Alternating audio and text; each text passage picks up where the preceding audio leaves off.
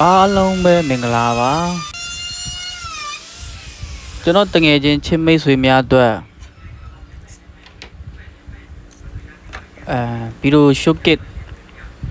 မှန်ပြင်လေးတွေပေါ့နော်တုံနည်းလေး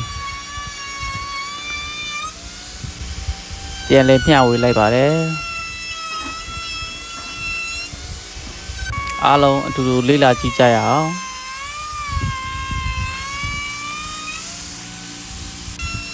ဒါကတော့မှန်ပြင်ဘေးနာက line ပေါ်တာပေါ့နော်ဒီကောင်ပြီးရင်တိချမှာပေါ့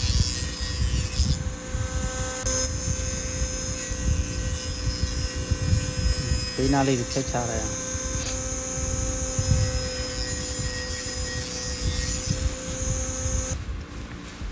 တော့ရှာပုံစံလေးဖြစ်သွားအောင်နော်ရှာထဲမှာဒီမှာဟုတ်ဘက်ထိတ်နဲ့ဒီဘက်ထိတ်ညှက်ထဲမှာပေါ့မှန်ပြင်ရှုပ်ကင်မှန်ပြင်လေးပါ